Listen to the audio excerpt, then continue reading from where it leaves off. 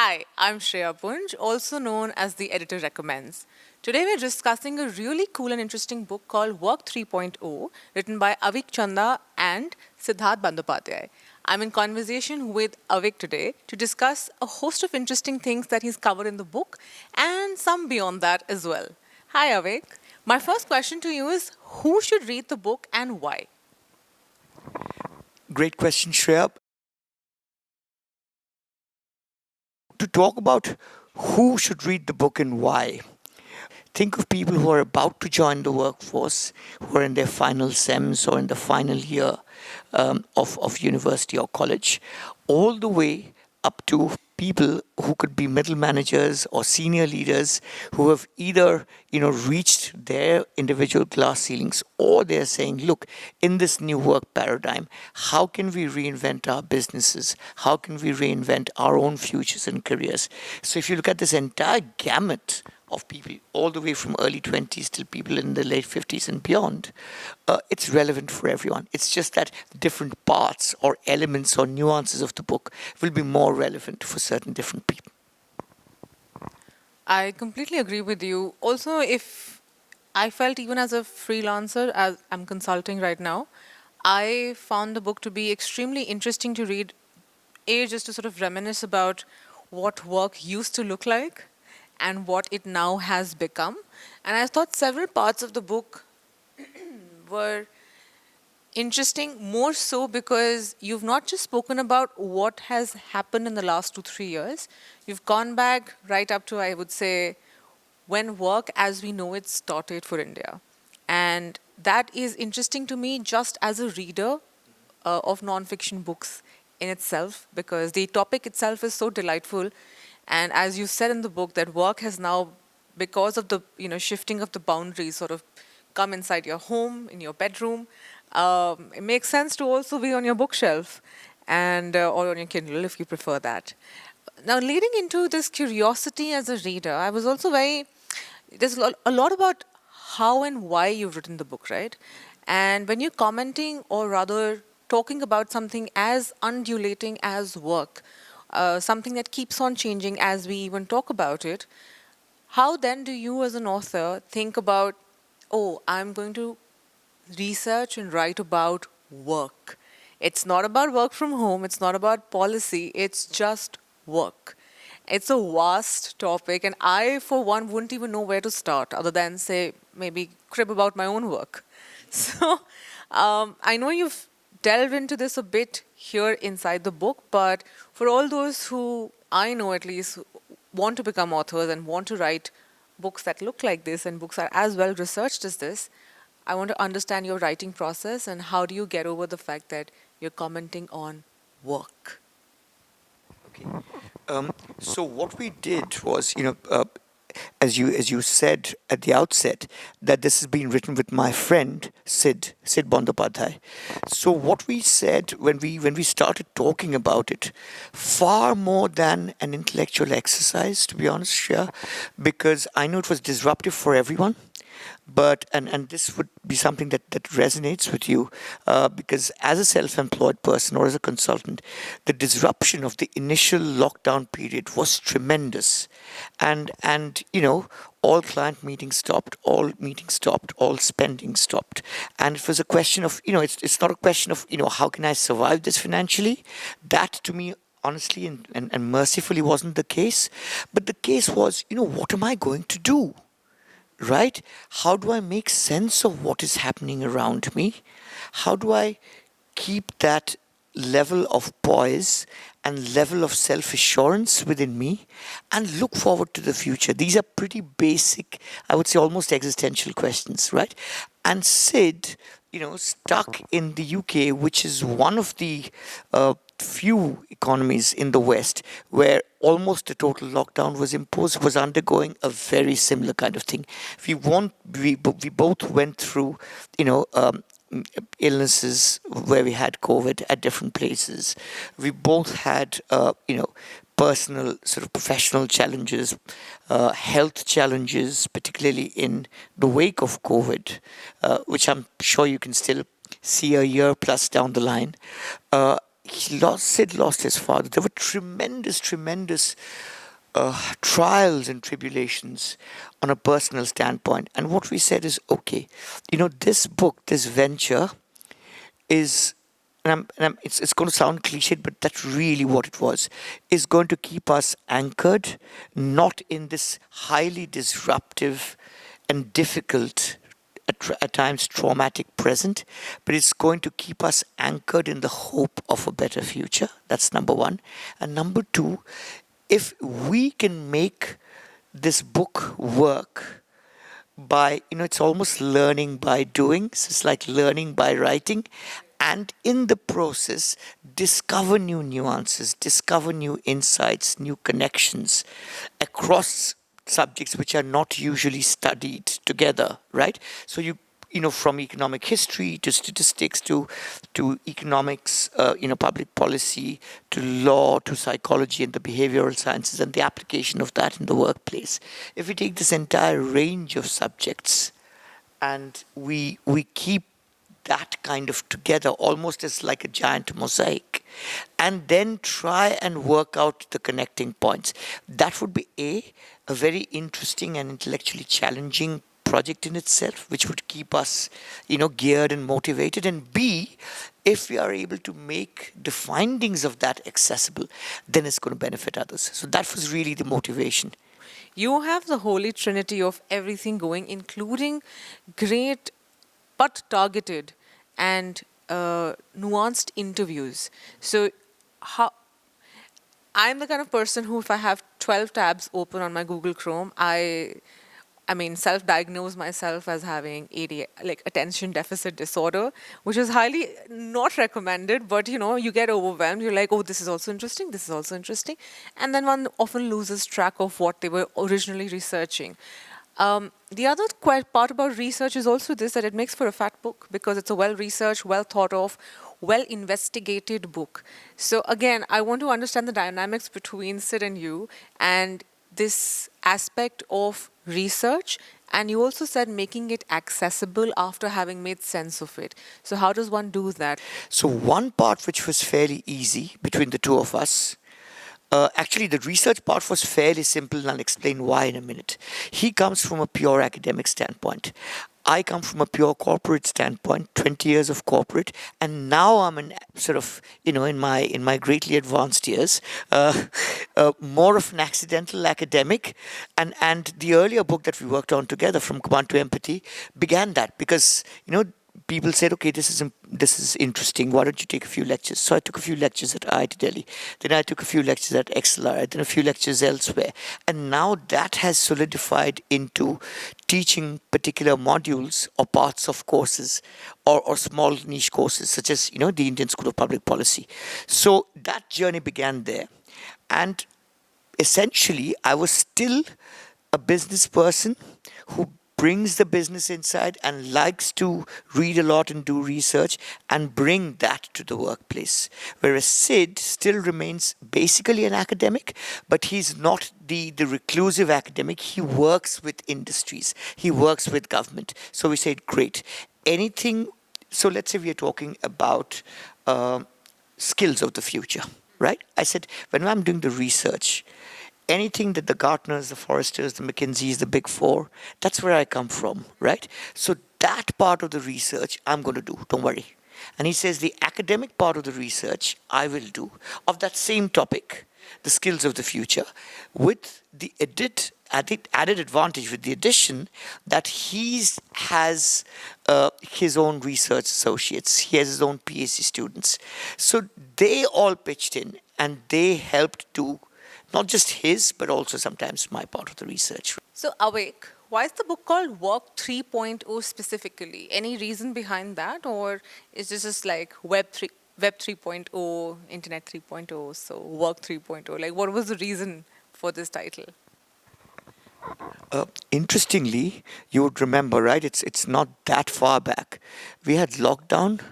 And then we had the extended lockdowns. So because people did not know, and perhaps to be honest, even the authorities, to be fair, did not know how long they would extend it, everywhere in the media, people started talking about lockdown 1.2. and then it was lockdown 2.0. By the time we came actually into unlock 1.0, which was around September, getting close to Diwali in 2020, right? We'd already had three lockdowns, three waves of lockdowns. So people did talk about lockdown 3.0 and whether we are going to get into unlock 1.0 or lockdown 4.0. So that, you know, that method of classifying lockdowns when we were going through the pandemic experience stuck with me. And Sid, they didn't call it exactly lockdowns 1, 2, and 3, but they were going through waves and they were going through lockdowns and then unlock and then lockdown again in the UK. So that resonated with us both. So when we were talking about work, we thought, this is probably a good title to have. For me, personally, as a reader, the chapter that sort of almost beckoned to me was the one on mental health, which also incidentally starts with Macbeth and the deceased mind. So, one big thing that I think came out of the last 3 years was the word burnout. I mean, I don't know how many times I myself must have said to a friend in passing, I am feeling so burnt out. And this was a constant recurring phrase. And at that point, I was in an industry which is publishing, which is known to be extremely mindful of what we're going through because most people in the industry are very well read. And we also understand that we're not particularly in the business of, fast growth. So we do have our phases where we can take a step back. Given the healthiness of the workspace I had back then, even then, for my colleagues and I to constantly feel overwhelmed was something that we saw mirrored across much high pressure industries like IT, and of course, you have medical services. I'm not even going there. Uh, what did you uncover or discover while researching on this particular topic? And what are you seeing now that we say COVID's over and we've all gone back to world as it was, perhaps better? What do you now have to say about burnout?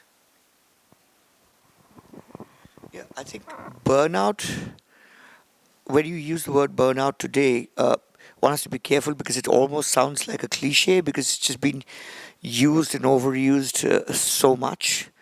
And the big danger that I find in that is anything which is cliche is by definition less important, or it is something that has passed its shelf life, its utility. And with burnout, it's neither. In burnout, even though the worst of the COVID pandemic sort of experience or disruption may be behind us, it's left in its wake so many different kinds of disruptions, so many, and the big one for us has been the new mental health pandemic, which includes burnout plus so many other issues in the workplace and beyond in the personal sphere as well. I think burnout unfortunately has become part and parcel of the human condition. And I will say it's not just work because although people will relate burnout most to work, it may be beyond that. It may just be in the personal sphere where fatigue is not a million miles away from burnout, right? Where I'm saying, okay, I'm just going to take it easy and I'm going to detox. But you're detoxing from one particular paradigm of, let's say, overwork or stringent deadlines, and you're going into another kind of an addiction. Unless you really go, taking off into the hills and trekking or going to a beachside and say, okay, my phone is off, all my devices are off, I'm just unavailable, not reachable. That's the state where I want to be in terms of technology, in terms of access. Otherwise, it becomes another kind of things, right? I mean, you're on a holiday, but you're constantly looking at your phone, and or you you go back to OTT or YouTube or Netflix or Amazon, whatever, right? Almost with a vengeance. Because I've worked so much, I'm now going to binge watch. Because I've worked so much, now I'm going to eat so much, or eat a tub of ice cream, or you know binge drink with my friends, or whatever it is. Any kind of excess is symptomatic of burnout, or is going to lead to a new kind of burnout. The digital fatigue, for example, right? Because you've been watched, and you know, my senses, my perception, um, recognize that as okay. I'm really going to just detox and look at something which is really funny, and I'm going to watch something that I haven't in decades, which is Jerry Seinfeld, for example, or Dad's Army, or yes, Prime Minister. That's my perception. What my body also sees is that it's Avik sitting in front of the computer for 13 hours, Avik again sitting in front of the computer for 10 hours, 6 hours through the night, or through half the night. So next Monday, when I get back to my Zoom calls, my perception is different, but the body does not feel the difference because the body has been ergonomically warped into watching this, which is no different that the body recognizes from doing Zoom calls. Now I want to get a little personal because while I was reading the chapter, and what stuck with me was also something that informs what you just said, which is for the first time ever in the mainstream, we're at least allowed room to ask the right questions and move toward a possible solution or two here and there. One other big word that came around at this point in our work culture was also the word toxicity. Again, it's become a cliche, and I had joined this new startup, and in the first 2 weeks, I felt as if there was something wrong at a fundamental level, and then by week three, I was almost afraid of labeling it as toxic, again because. I consider myself to be a connoisseur of words, and I said, "Oh my God, this word is so cliche. Have I become a cliche where I think I'm unable to handle what others think is normal?" And after a whole weekend's worth of debating with myself and those whom I consider smarter than me, I decided to quit in the first month itself because I said, no, this is actually toxic. Now, the framework of this toxicity, I'm assuming, differs from person to person. And also, I mean, with great jobs come great monies and great liabilities usually. What has changed as per you in your version of Work 3.0? How does an employee, especially in what seems to be a very attractive and well motivated, and you're given words like, you will get a chance to build with us. This is your company to build. This is your business. You're made to feel a part of a growth story, and that's a very tantalizing dream for anybody, right? How then do you evaluate with your head firmly on your shoulders that is the situation I'm in genuinely toxic, or is it just something that is a spillover from something I may be feeling personally, and more so there? And then what is the duty of the employer or the creator of such toxicity to manage and do better by their employees? Um, Let me to answer this right. Let me take you right back to the book that we collaborated on, From Command to Control, right? Sorry, from command to empathy. So if you're talking about command, it's symptomatic, or it's symbolic of a typical command and control military style, very very didactic, one way top down approach of management and leadership. Does that lead to toxicity? Does that lead to a situation where people do not feel, forget about empowered, we are miles away from empowered, do not even feel included, do not feel recognized? We're talking about, empowerment is much further along the line, but we're talking about basics around inclusivity and equity and diversity, that itself, if it's not there, that is obviously like a stepping stone before you take it forward and you have an empathetic work culture, and then you take it forward further. And that is where, dictation or instruction can truly become collaboration, right? In a knowledge economy or a creative economy, right? That's the basic funda. We're still here. We're still very much here, and what we would have thought or said, maybe we didn't articulate it exactly in those words, that to counter a culture of command and control is basically what we call, that journey from command to empathy. You have to have empathy. Unfortunately, 6 years since its publication, and of course we've had the pandemic in between. Notwithstanding all the Satya Nadellas of the world, notwithstanding all the people who have come out and who have shared their personal experiences, their personal even grief at that point of time, during the darkest period of the pandemic, most of the think tanks and analysts were saying leaders need to be vulnerable, and the Simon Sinek's of the world, leaders eat last, or words to that effect. Um, the EQ revolution or the empathy revolution absolutely has not taken off. Period. Full stop. And I'm not talking about the Indian context, not talking about the Southeast Asian context, I'm talking about a global context. It just has not happened. Because naturally, we are not equipped. I mean, part of our brain cells are equipped for empathy, where we have, the mirror neurons or the Gandhi neurons.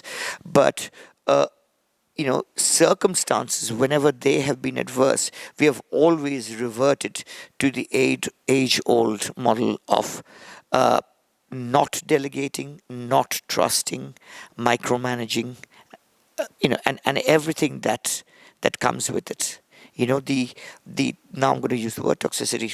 Toxicity. I was trying to avoid it myself, and the culture, just the kind of culture that comes with it.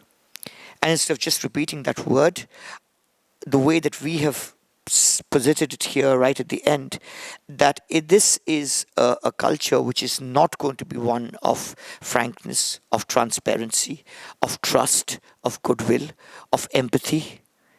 And it is going to bring about a workplace and a culture at the workplace which is essentially anti-human centric. We may have all the tools, the technology, the frameworks, and the processes uh, in the world, and the best of breed across all of that, and we can hire coaches and consultants who will give us the right jargons, who will give us the right tags and the hashtags through which to propagate our businesses. But if we don't have that basic level of human centricity, and it does not necessarily always mean emotions. Heightened emotions can often mean very fierce debates. It can lead to very heightened emotions and disagreements, etc. But I would prefer that to the complete gadgetized, unemotional, antiseptic, hermetically sealed environment where no decibel level goes up. There's nothing, and we're all like cyborgs already. That makes a lot of sense.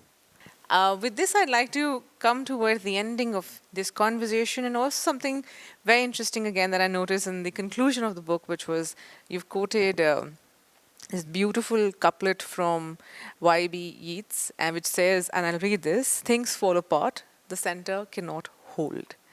And this is exactly how I think. I mean, as I remember quite vividly during the pandemic, a lot of us who were on Twitter or on Reddit, in fact, talking about the fact that it felt like everything was spiraling out of control. Even though you were sitting on your bed with a fully functioning AC and internet and everything possible going for you, what do you really think is the future of work? And this could be perhaps outside the scope of this wonderful, beautiful book. But if they were to edit this and make a beautiful reel out of this, what is the takeaway A that you'd want for a good reader to get from the book? And yeah, a little bit of speculation harmed no one. Great. I'll talk about the takeaways because then we're coming full circle because you said, who should read the book and why. So let me first go there and then maybe a little bit of speculation or crystal ball gazing, right? What have we tried to really show here? What we've said is, for something like this, and we were writing through a period, and even if we were doing 3.1 now, right, we would face the same problems because things are changing so rapidly, so dynamically, and so fast, right? So from that standpoint, we said we are not going to give you very hard predictions. What we want to do is to connect the dots between various disparate things that we have seen and studied, interpreted, and analyzed. And we are going to give you those trends. We're going to give you those connections. And to a large extent, we will basically give you the tools. So, for example, if you're talking about mental health at work, for leaders, for managers, we have given a framework. We have gone through the entire gamut of things and research and applications over, let's say, the last 20, 25 years. And what we have done is to bring a distillate of that in a very, very simple flow chart saying 1, 2, 3, 4, and then you feedback loop going back to the first stage. How are you going to navigate this? How do you do this? And how do you improve on a continuous basis? Because it's not a one-shot thing. It may be a one-shot thing going from, when you're disrupting your system because you don't even have a, a policy or a part of an HR policy which deals with mental health. So that is disruptive. But once you've made that disruption happen, you've got a new platform and you need to make those incremental gains year on year. How do you do that? So let's say we've talked about that. Okay. There is a plethora of information and it can be really overwhelming. One reason why we've said it's really overwhelming now is that there are so many people talking about how to come out of depression or situational depression or how to deal with toxicity at work or a toxic boss. There are all of these well-meaning but essentially self-styled gurus who do that. There are journalists who are doing that.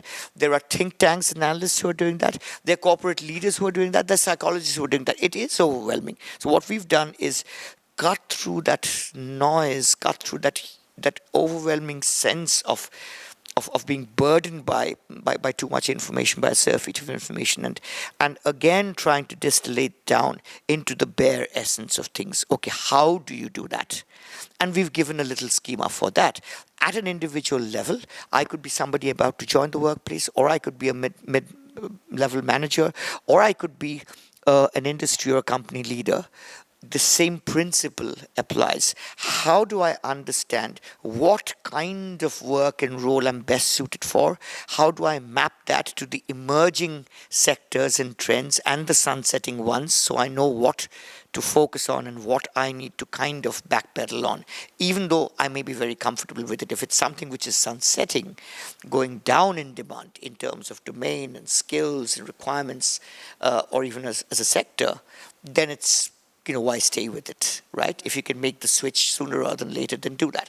We've got those which are very tangible, which are very accessible, and which any professional or manager or leader should be able to use and benefit from. So that's really the different kinds of takeaways that we have given, going beyond technology. And on that note, I want to say कि अपने आप तो ये किताब भी नहीं पढ़ी जाएगी. So you can go and get yourself a copy of this book everywhere books are sold, from a bookstore preferably. And if you have any questions, you may comment below, and I'm sure one of us will get back to you. By one of us, I mean obviously Avik, the author. And thank you so much for watching.